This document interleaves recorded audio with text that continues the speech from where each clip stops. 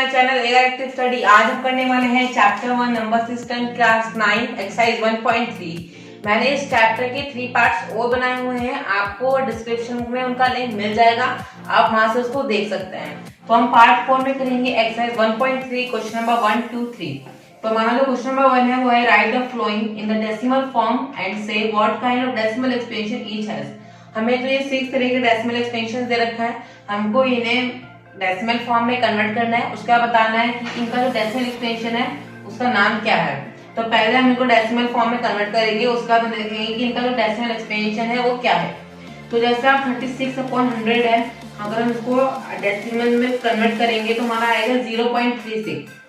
आपने ये चीज पढ़ी होगी कि अगर आपको इस तरह का नंबर मिलता है डिवाइड करने के लिए, तो आप अगर नीचे से 2 जीरो हटा के यहाँ पे 2 बार जब करके आपका 0.36 आ जाएगा। ऐसे ही कोई भी नंबर मिलता है 76/100, 83/100, तो आप नीचे से 2 जीरो हटा के ऊपर जंप करके 0.36, 0.76, ये जो ऐसे वाला डिवाइड होता है उसके अंदर आपका जो डिवाइड है बहुत ही इजी हो जाता है। तो हमें यहाँ पे ये वाला डिवाइड मिला हुआ है, तो इसका आंसर आ जाएगा आपको 0.36। तो जो इसका डेसिमल एक्सपेंशन होगा वो होगा टर्मिनेटिंग। पार्ट 3 में हमने डिस्कस किया है what kind of decimal expansion each has. मैंने उसके अंदर काइंड ऑफ डेसिमल एक्सपेंशन के बारे में सब कुछ दिया हुआ है। आप अगर पार्ट 3 देखते हो तो आपको काइंड ऑफ डेसिमल एक्सपेंशन बहुत ही इजी समझ में आ जाएंगे। तो जो इसका काइंड ऑफ डेसिमल एक्सपेंशन होगा वो होगा टर्मिनेटिंग, क्योंकि ये पूरा डिवाइड होता है। जो नंबर पूरा डिवाइड होता है जिसका रिमाइंडर 0 आता है हम उनको टर्मिनेटिंग कहते हैं। और जिस नंबर को हम डिवाइड नहीं होता, मतलब जो नंबर चलता चला जाता है, जिसका रिमाइंडर 0 नहीं आ पाता, वो खत्म ही नहीं होता, जिसके ऊपर हम बार लगा देते हैं, उसको हम कहते हैं नॉन टर्मिनेटिंग। जैसे कि हमारा है 1/11, हमें यहाँ पे सेकंड क्वेश्चन दिया हुआ है 1/11। हम सिंपली पहले हम इसको यहाँ पे डिवाइड करेंगे 1/11 को। तो हम 11 को 1/11 को डिवाइड करेंगे, सॉरी आप इस तरह लिखोगे इसको, जो 1 है ये 11 से छोटा है, तो हम क्या करेंगे डेसिमल लगा के 0 लगाएंगे। तो ये जब भी जा रहा है कि 10 भी 11 से छोटा है, तो यहाँ पे एक और 0 पुट करके यहाँ पे 0 लगाएंगे, तो ये 9 का चला जाएगा 99, यहाँ पे आपका 1 बचेगा। फिर वहाँ ऑटो में यहाँ पे 0 लगा हुआ है, तो आप यहाँ पे डेसिमल लगा हुआ है, तो आप यहाँ पे 0 पुट करोगे। फिर आप यहाँ पे एक 0 पुट और करनी पड़ेगी, क्योंकि जो 10 है वो 11 से छोटा है, तो हम यहाँ पे एक 0 लगाएंगे और यहाँ पे भी एक 0 आ जाएगी। तो हम यहाँ पे 9 से 99 करेंगे, तो ये हो जाएगा 1। तो आप देखते हो कि आपका चलता चला जाएगा। आप यहाँ पे डेसिमल लगा हुआ है 0 लगाओगे, फिर एक और 0, तो आप ऐसा करके ये हमारा चलता ही चला जाएगा। तो आपका ये आ रहा है, आपको यहाँ पे एक सीरीज मिल रही है 09 09 09, तो आपका चलता जा रहा है, मतलब नॉन टर्मिनेटिंग, मतलब डिवाइड तो हो नहीं रहा है। तो हम इसको पहले कहेंगे नॉन टर्मिनेटिंग। हम इसको कोई 0.09 बार लगा के लिख सकते हैं, इसको 0.09 बार, क्योंकि बार का मतलब होता है कि हमें नहीं पता कि वो कितना आगे तक चलेगा, तो यहाँ पे बार लगा सकते हैं और ये हो जाएगा नॉन टर्मिनेटिंग। ये नॉन टर्मिनेटिंग तो हो ही गया क्योंकि इसका रिमाइंडर 0 नहीं आया, पर हम इसको साथ साथ लिखेंगे रिकरिंग, क्योंकि आप देख लो हमें यहाँ पे एक सीरीज मिल रही है 0909।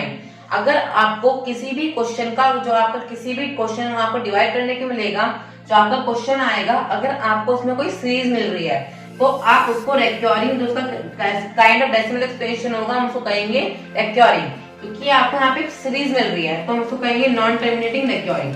नॉन टर्मिनेटिंग इसलिए क्योंकि हमें इसका रिमाइंडर 0 नहीं मिला, और रिकरिंग इसलिए क्योंकि हमें इसके क्वेश्चन में एक सीरीज मिल रही है। हम बात करते हैं हमारा क्वेश्चन नंबर 3 4 होल 1/8। तो पहले हम इसे डिवाइड की फॉर्म में कर लेंगे। ये हो जाएगा 33/8, 8 4 32, 32 प्लस 1 33/8, और 33/8 को हम पहले डिवाइड करेंगे।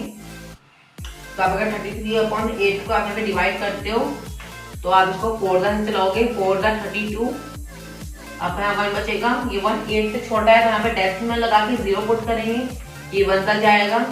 आपका यहाँ बचेगा 2, और डेसिमल लगा हुआ है तो आप 0 लगाओगे, ये 2 से जाएगा 16, यहाँ बचेगा 4, और डेसिमल लगा हुआ है 0 आ जाएगा, और ये 5 सा 14। तो हमें इसका रिमाइंडर जो मिल रहा है, हम इसके रिमाइंडर में 0 मिल रहा है, तो ये क्या हो गया, पहले तो ये हो गया टर्मिनेटिंग। पहला इसका यहाँ पे आंसर लिख लेना 4.125, ये हो गया हमारा टर्मिनेटिंग, क्योंकि हमें इसका रिमाइंडर 0 मिल रहा है। तो हम इसको आगे रिकरिंग और रिकरिंग ऐसा कुछ लिखने की जरूरत नहीं है, क्योंकि टर्मिनेट हो रहा है, तो सिंपल आप लिखोगे इसका काइंड ऑफ इसका डेसिमल एक्सपेंशन टर्मिनेटिंग। हम बात करते हैं हमारे स्टेटमेंट नंबर 4। 3/13, तो हम यहाँ पे 3/13 को पहले सिंपली डिवाइड करेंगे। आप 3/13 को यहाँ पे डिवाइड करोगे तो यहाँ पे आपका 13 आएगा और यहाँ पे 3, और यहाँ पे 3 आ गया आपका। तो जो 3 है वो 13 से छोटा है, तो यहाँ पे डेसिमल में लगा के 0 पुट करेंगे तो ये आपका 2 सा जाएगा 26। यहाँ पे हमारा 4 बचेगा, हमारा डेसिमल लगा हुआ है तो यहाँ पे 0 लगा देंगे, ये जाएगा 3 सा 39। यहाँ 1 बचेगा, हमारा डेसिमल लगा हुआ है तो यहाँ 0 आ जाएगा, और ये 10 13 से भी छोटा है तो हम यहाँ पे 0 पुट करेंगे और यहाँ पे 0 पुट करेंगे, तो ये आपका जाएगा 7 सा 91। अगर आप 100 माइनस 91 करोगे तो आपका 9 आएगा, और डेसिमल लगा हुआ है हम यहाँ पे 0 पुट करेंगे, उसके बाद ये आपका जाएगा 6 सा 78। आप 90 माइनस 78 करोगे तो आपको यहाँ पे 12 बचेगा, और डेसिमल लगा हुआ है हम यहाँ पे 12 13 से छोटा है इसलिए वहाँ पे डेसिमल लगा हुआ है तो यहाँ पे 0 पुट करेंगे एंड 120, तो ये आपका जाएगा 9 सा, यहाँ पे आ जाएगा 117। अगर आप इसको माइनस करोगे तो ये आपका आएगा 3, और डेसिमल लगा हुआ है तो यहाँ पे 0 लगाओगे, 2 से जाएगा 26, यहाँ 4 आपका बचेगा, और डेसिमल लगा हुआ है क्योंकि जो 4 है 13 से छोटा है, वहाँ डेसिमल लगा हम 0 लगाएंगे यहाँ पे, तो ये आपका जाएगा 3 सा 39। तो आप जैसे कि देख लो ये दोबारा चल रहा है, जैसे कि 230769 230769, ये आपकी सीरीज चलती चली जाएगी, तो ये नॉन टर्मिनेटिंग हो जाएगा। हम इसको लिखेंगे 0.230769 बार, क्योंकि ये हमारा डिवाइड नहीं हो रहा है तो हम इसको हमने बार लगा दिया, ये चलता जा रहा है तो हमने इसको बार लगा दिया, और हम इसका डेसिमल एक्सपेंशन लिखेंगे नॉन टर्मिनेटिंग, क्योंकि ये चलता जा रहा है, हमको आगे तक डिवाइड भी करेंगे तो चलता जाएगा, ये खत्म नहीं होगा, तो इसको हम लिखेंगे नॉन टर्मिनेटिंग, क्योंकि डिवाइड नहीं हो रहा है, इसका रिमाइंडर हमको 0 नहीं मिल रहा है, तो इसका डेसिमल एक्सपेंशन होगा नॉन टर्मिनेटिंग बट रेक्योरिंग, क्योंकि आप तो देख रहे हो कि जो हमें इसकी सीरीज है वो हमें मिल रही है, हमें जो उसका क्वेश्चन है हमें उसमें इसकी सीरीज मिल रही है, जैसे कि हमें मिल रहा है 0.230769 230769, तो आपको यहाँ पे पर्टिकुलर सीरीज मिल रही है, तो उसको हम कहेंगे रेक्योरिंग, नॉन टर्मिनेटिंग बट रेक्योरिंग। अब हम बात करते हैं हमारा क्वेश्चन नंबर 5, 2/11। तो यहाँ पे 2/11 को डिवाइड करेंगे, तो आप यहाँ पे लिखोगे 11 और यहाँ लिखोगे 2, तो 2 है ये यहाँ से छोटा है तो यहाँ पे डेसिमल आके 0 पुट करेंगे, यहाँ पे 1 का आके 11 आ जाएगा, 20 में से 11 गए 9, वहाँ डेसिमल लगा के 0 आ जाएगी, यहाँ पे आपका जाएगा 8 सा 88, यहाँ पे आपका 2 बचेगा, वहाँ डेसिमल लगा होता है 0 आ जाएगा, ये 1 सा जाएगा 11, यहाँ पे अगर आप इसको माइनस करोगे तो ये आपका 9 बचेगा, वहाँ डेसिमल लगा होता है यहाँ पे 0 आ जाएगा, तो ये 8 सा जाएगा 88। तो आप देख लो यहाँ भी दोबारा सीरीज चलनी शुरू हो गई, अगर 90 माइनस 88 करोगे तो ये आपका 2 बचेगा, तो ऐसे ही देख लो यहाँ 0.181818 शुरू हो गया, और ना ही हमें यहाँ पे मिला, यहाँ ना ही हमें रिमाइंडर 0 मिला, तो हम इसको कहेंगे नॉन टर्मिनेटिंग। पहले हम यहाँ पे लिखेंगे 0.18 बार, उसके बाद इसको कहेंगे नॉन टर्मिनेटिंग, क्योंकि हमको इसको रिमाइंडर 0 नहीं मिला, पर हमें इस क्वेश्चन में एक पर्टिकुलर सीरीज मिल गई 0.181818, तो हम इसको लिखेंगे रेक्योरिंग। जैसे हमने फिर वाला क्वेश्चन है बिल्कुल सेम था, आपका क्वेश्चन नंबर 4 और 5 बिल्कुल सेम है। अब हम करेंगे क्वेश्चन नंबर 6। हमारा क्वेश्चन नंबर 6 है 329 डिवाइडेड बाय 400। हम यहाँ पे पहले डिवाइड करेंगे 329 को 400 से। अगर आप इसको डिवाइड करोगे तो जो 329 है ये 400 से छोटा है, तो यहाँ पे डेसिमल लगा के 8 से चला जाएगा, क्योंकि 4 ये हो जाएगा 3200। 400 मल्टीप्लाई बाय 8 होता है 3200, तो यहाँ हमारा बचेगा 90। तो हमारा डेसिमल लगा हुआ है तो हम यहाँ पे सिंपली 0 पुट करेंगे, तो फिर ये आपका जाएगा 2 सा 800, यहाँ बचेगा 100। हाँ डेसिमल लगा हुआ है तो यहाँ पे 0 लगाएंगे, फिर आपका 2 आ जाएगा 800। अब इसको माइनस करोगे तो ये आपका आएगा 200। हाँ डेसिमल लगा हुआ है तो यहाँ पे 0 पुट करेंगे, तो ये आपका जाएगा 5 सा 2000। तो आपका 2000 पूरा मल्टीप्लाई हो जाएगा, इसका जो रिमाइंडर है आपको 0 मिल जाएगा, तो हम इसको कहेंगे टर्मिनेटिंग। हम इसको सिंपली टर्मिनेटिंग कहेंगे, क्योंकि हमको रेक्योरिंग और रेक्योरिंग करने की कोई जरूरत ही नहीं है, ना हमें यहाँ पे कोई सीरीज मिल रही है और ना ही हमें यहाँ पे कोई सीरीज नहीं टूट रही है, क्योंकि हमें यहाँ पे 0 रिमाइंडर मिल चुका है, तो हम इसको कहेंगे टर्मिनेटिंग। आपको डेसिमल एक्सपेंशन निकालने के लिए कोई भी डिजिट मिली हो तो आप सिंपली पहले उसको डिवाइड करोगे, उसके बाद आप देखोगे कि वो जो उसकी क्वेश्चन है वो रिपीट हो रहा है या नहीं, या जो उसका रिमाइंडर है वो आपको 0 मिला है या नहीं, उसके हिसाब से आप टर्मिनेटिंग रेक्योरिंग नॉट रेक्योरिंग वहाँ पे उसका डेसिमल एक्सपेंशन शो कर। अब हम करेंगे क्वेश्चन नंबर 2। मैंने क्वेश्चन नंबर 2 में दे रखा है 1/7 की वैल्यू 0.142857 बार और हमको 2/7, 3/7 इनकी वैल्यू निकालनी है। पर हमको यहाँ पे लॉन्ग डिवीजन मेथड यूज नहीं करना है। अगर आप इसको कर सकते हो तो इसको कैसे करोगे? तो आपको यहाँ पे क्या करना है, जो मैं सीरीज नंबर दे रखे हैं, हम यहाँ पे 5 नंबर दे रखे हैं, आपको इसकी वैल्यू निकालनी है without using long division method. तो आपको यहाँ पे सिंपली 1/7 की वैल्यू लिखनी है। हमें क्वेश्चन में गिवन है तो हम इसको यहाँ पे लिख लेंगे। तो फर्स्ट नंबर दिया हुआ है 2/7, तो यहाँ पे लिखेंगे 2/7 कि हमें इसकी वैल्यू निकालनी है। तो आप 2/7 को कुछ इस तरह लिख लेंगे, 2 × 1/7। हमने लिखा हुई है, बस हमने इसका लिखने का थोड़ा तरीका चेंज कर दिया है। तो हमें जो 1/7 यहाँ पे नंबर दिया हुआ है, इसकी हमें वैल्यू दी हुई है, तो हम क्या करेंगे, 1/7 की जगह इसकी वैल्यू पुट कर देंगे, 2 × 0.142857 बार। अगर आप इसको मल्टीप्लाई करोगे तो आपको 2/7 की वैल्यू आ जाएगी। जैसे मैं 1/7 की वैल्यू दी हुई थी, तो अगर आप इसको मल्टीप्लाई करोगे तो आपको 2/7 की वैल्यू आ जाएगी। जैसे हम इसको मल्टीप्लाई करेंगे तो हमारा आंसर आएगा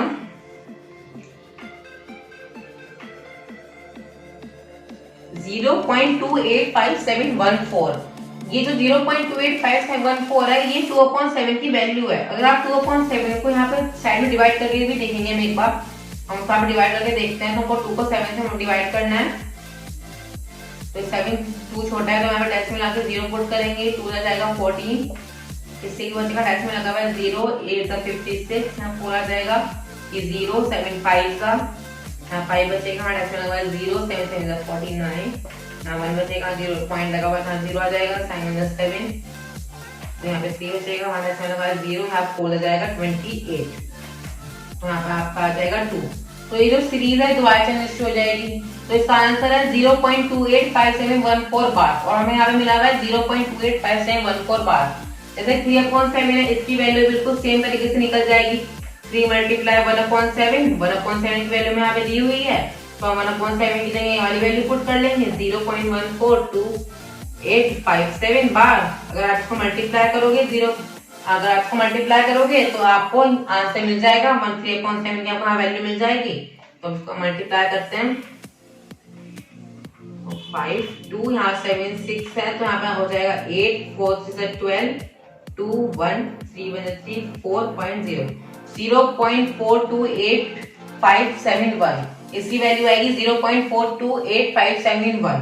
अगर आप 4/7 5/7 6/7 की वैल्यू निकालोगे तो आपका आंसर बिल्कुल ठीक आएगा। अगर आप चाहते हो तो आप उसको साइड में डिवाइड करके देख सकते हो, जैसे कि मैं यहाँ पे 2/7 को चेक करने के लिए यहाँ पे डिवाइड करके मैंने यहाँ पे शो किया हुआ है। तो इस मेथड से आप बिल्कुल सिंपली निकाल सकते हो। सिंपली आपको कोई भी नंबर दिया हुआ है, जैसे कि 9/7, तो आपको इसको कुछ इस तरह लिखना है, 9 × 1/7। आपको इसकी वैल्यू जरूर गिवन होगी। अगर आपका क्वेश्चन कुछ चेंज होके भी आता है, 1/7 में आपको कुछ और डिजिट मिलती है, तो उसकी वैल्यू आपको जरूर गिवन होगी, और उसी हिसाब से आपको उसको एक्सटेंड करके यहाँ पे उसका आंसर निकालना है। तो अब हम करेंगे हमारा question number 3, explain the form of PQ where P and Q are integers and Q is not equal to 0। तो हमें यहाँ पे जो नंबर दे रखे हैं हमें P व Q की फॉर्म में लिखना है, और P और Q दोनों इंटीजर होने चाहिए, और जो ये हमारा Q है ये 0 नहीं होना चाहिए। तो हमें यहाँ पे पहला दिया हुआ है 0.6 बार, तो हमको इसको P व Q की फॉर्म में कन्वर्ट करना है। तो सिंपली आप पहले क्या करोगे, इसे x की इक्वल रख लोगे 0.6 बार को।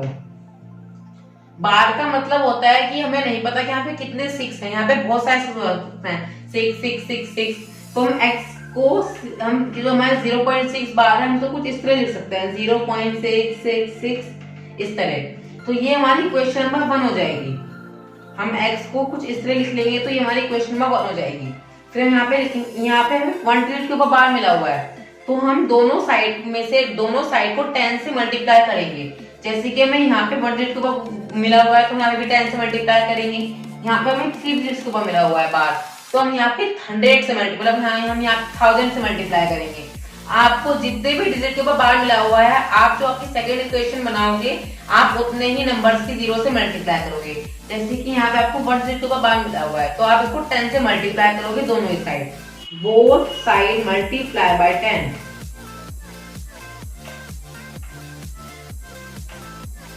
तो आप दोनों ही साइड में 10 से मल्टीप्लाई करोगे, तो ये हो जाएगा आपका 10x। अगर आप मल्टीप्लाई करोगे तो जो डेसिमल है ये आपका, हम अगर मल्टीप्लाई करता है जो हमारा डेसिमल है वो राइट साइड चल जाएगा। हम इसको 10 से मल्टीप्लाई कर रहे हैं, तो ये इसलिए 1 नंबर के बाद जाएगा। अगर आप इसको 2 नंबर से मल्टीप्लाई करते, मतलब इसको 100 से मल्टीप्लाई करते, तो ये डेसिमल आपका 26 के बाद आता। यहाँ पे आपका डेसिमल से 16 के बाद आएगा, क्योंकि आपने इसको 10 से मल्टीप्लाई करा है। तो ये हो जाएगा 06.66। तो ये हो जाएगी हमारी इक्वेशन नंबर 2। मैंने यहाँ पे 36 लिखे हैं, और जबकि हमारा यहाँ पे आ जाता है, क्योंकि जो ये चीज है, मतलब ये आपकी जो यहाँ पे डैश लगा रखा है, हमने इसमें से एक 6 ले लिया। आपको मतलब ये डैश का मतलब है यहाँ पे हमें नहीं पता कितने 6 हैं, यहाँ पे बहुत सारे 6 इसके अंदर छुपे हुए हैं, तो हमने यहाँ से एक 6 निकाल लिया। तो उसके बाद आपको इसे पी बाय क्यू की फॉर्म में कन्वर्ट करने के लिए इक्वेशन 2 माइनस इक्वेशन 1 करनी होगी। Equation 2 minus equation 1। तो हमारी इक्वेशन नंबर 2 है 10x इज इक्वल टू 06.666। हमारी इक्वेशन नंबर 1 है x is equal to 0.666 dash. तो अगर आप इसको माइनस करोगे तो जो आपका ये आज रिटर्न आपकी पी बाय क्यू की फॉर्म में आ जाएगी। तो हमारा यहाँ पे बचेगा 6 और हमारा यहाँ बचेगा 9x। तो अगर आप इसको ऐसे करोगे तो ये आ जाएगा आपका 6/9। ये हमारे कट हो जाएंगी 3 से, 3 to the 6, 3 to the 9। तो जो आपकी x की पावर है वो आ जाएगी 2/3। तो आप देख रहे हो कि ये पी बाय क्यू की फॉर्म में भी है, और जो ये p और q है दोनों में इंटीजर्स भी हैं, और जो 3 है मतलब जो q है ये 0 की इक्वल भी नहीं है, मतलब कि 0 भी नहीं है। तो जो इसका आंसर है वो होगा 2/3। अब हम करते हैं हमारा क्वेश्चन नंबर 2। हमारा क्वेश्चन नंबर 2 है 0.47 बार। हमें इसके अंदर ना डेसिमल के बाद सिर्फ एक डिजिट का बार मिला हुआ है। इन क्वेश्चनों में डेसिमल के बाद सभी डिजिट पे बार होना चाहिए। तो हम क्या करेंगे, 4 को डेसिमल की इस साइड ले आएंगे, जिससे हमारा डेसिमल के बाद सभी नंबर पे बार हो जाए। तो हम क्या करेंगे, इसको पहले 10 से मल्टीप्लाई कर देंगे। हम x की इक्वल रखेंगे पहले इसको 0.477 के ऊपर बार। तो हम इनको 10 से मल्टीप्लाई कर लेंगे। पहले हम इसको 10 से मल्टीप्लाई करेंगे तो ये हो जाएगा 10x और ये हो जाएगा 0.47 बार। तो आप देख लो कि 7 के ऊपर आ रहा है बार, मतलब डेसिमल है इसके बाद के सभी नंबर बार के ऊपर आ रहा है। अगर आपका यहाँ पे 2 नंबर होते, मतलब आपका अगर ऐसा होता 0.487, 7 के ऊपर बार होता, 4 के ऊपर बार नहीं होता, तो आप 100 से मल्टीप्लाई करते तो जो 48 है वो डेसिमल के पहले आ जाता। हमने यहाँ पे 10 से मल्टीप्लाई करेंगे क्योंकि हमें यहाँ पे सिर्फ एक डिजिट के ऊपर बार नहीं है। तो जैसे हमें यहाँ पे हमारा 10x इज इक्वल टू 0.4 बार हो गया, तो हम इसको कुछ इस तरह लिख लेंगे हमारी इक्वेशन 1 बनाने के लिए 10x 0.477। तो ये हो जाएगी आपकी इक्वेशन नंबर 1। इक्वेशन नंबर 2 आप इसको दोनों साइड यहाँ पे हमें 1 के ऊपर बार मिला हुआ है, तो आपको 10 से मल्टीप्लाई कर लोगे दोबारा, तो हो जाएगा 100x 4.777 बार। तो ये हो जाएगी आपकी इक्वेशन नंबर 2। तो हमारी equation number 2 minus equation number 1 कर लेंगे तो हमारा आंसर आ जाएगा। हमारी इक्वेशन 2 है 100x 4.777 और हमारा सेकंड इक्वेशन है 10x हमारा यहाँ पे जो हमारी सेकंड इक्वेशन है वो हमारी यहाँ पे हमने 10 से मल्टीप्लाई किया था, तो यहाँ पे 47.77 आएगा, क्योंकि यहाँ पे अगर उसको आप 10 से मल्टीप्लाई करोगे 4.777 को, तो जो आपका डेसिमल है ये एक साइड और इधर चला जाएगा हमारी इक्वेशन 2 में। तो ये हो जाएगा 47.77। हमारी इक्वेशन नंबर 1 है 4.77। तो अगर इसको मल्टीप्लाई करोगे तो ये होगा आपका 43 और यहाँ आपका हो जाएगा 90x, तो 43/90 आपका ये आंसर हो जाएगा। अगर आपका ये और कट होगा तो आप इसको कट करके निकाल सकते हैं, तो ये हमारा पी बाय क्यू की फॉर्म में भी हो जाएगा और आपके पी और क्यू दोनों इंटीजर्स भी होंगे और जो क्यू है वो 0 के इक्वल भी नहीं होगा। तो इस वाले वे में आप हमारे क्वेश्चन को कर सकते हैं। क्वेश्चन नंबर 3 भी बिल्कुल सेम है। क्वेश्चन नंबर 3 बिल्कुल सेम है, बस इसके अंदर आपको आपकी क्वेश्चन नंबर 2 बनेगी, उसमें आपको 100 से मल्टीप्लाई करना है। आप इसको बिल्कुल सेम तरीके से कर सकते हो। मैं इसको यहाँ पे आपको शो नहीं कर रहा हूँ, और ये भी बिल्कुल इसी वे में इसी वे में आप इसको करोगे। आप इसको पहले x की इक्वल रखोगे, उसके बाद हमारी वो इक्वेशन नंबर 1 हो जाएगी। हमारे यहाँ पे डेसिमल के बाद सभी डिजिट से बार है, इसलिए हमको इसको किसी से भी मल्टीप्लाई करने की जरूरत नहीं है। उसके बाद हमारी इक्वेशन नंबर 2 बनाने के लिए हम इसको 1000 से मल्टीप्लाई कर देंगे, क्योंकि यहाँ पे हमारा 3 डिजिट्स के ऊपर बार है। उसके बाद हमारी इक्वेशन 2 माइनस इक्वेशन 1 करके हमारा आंसर आ जाएगा। Understand my concept? So like my video and subscribe my video for the next part. Thank you for watching.